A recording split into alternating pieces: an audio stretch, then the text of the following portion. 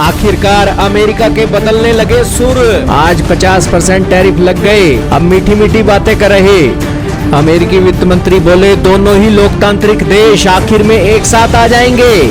जी हाँ दोस्तों, इस वक्त की बहुत ही बड़ी खबर आई है अमेरिका से। अमेरिका के वित्त मंत्री भारत को कोसते हुए नजर आते थे, लेकिन आजकल उनके सुर बदलने लगे हैं। सुर बदलने का कारण भी है क्योंकि भारत अमेरिका को कोई जवाब ही नहीं दे रहा है। भारत की साइलेंस अमेरिका को कुरेदे जा रही है और यही कारण है कि उन्हें ऐसा लगने लगा है कि कहीं भारत को वो खो ना दें। यही कारण है कि अमेरिका के वित्त मंत्री के सुर बदल गए हैं। और जब महिला पत्रकार ने उनसे पूछा कि भारत के ऊपर आज 50% टैरिफ लग गया है और अब भारत की विदेश मंत्री ने यह कहा है कि अगर आपको भारत का तेल पसंद नहीं है तो आप उसे खरीदो ही मत, तो इसके ऊपर दोस्तों अमेरिका के वित्त मंत्री ने एक बड़ी स्टेटमेंट दे दी है।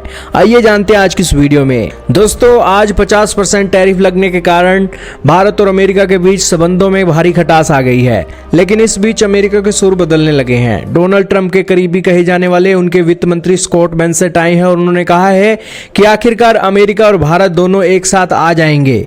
उन्होंने यह भी तर्क दिया कि ये टैरिफ की उच्च दरें सिर्फ भारत द्वारा रूसी तेल की खरीद के कारण नहीं है, बल्कि इस बात पर भी निर्भर है कि व्यापार समझौते के लिए चल रही बातचीत आखिरकार इतनी लंबी क्यों खींची जा रही है।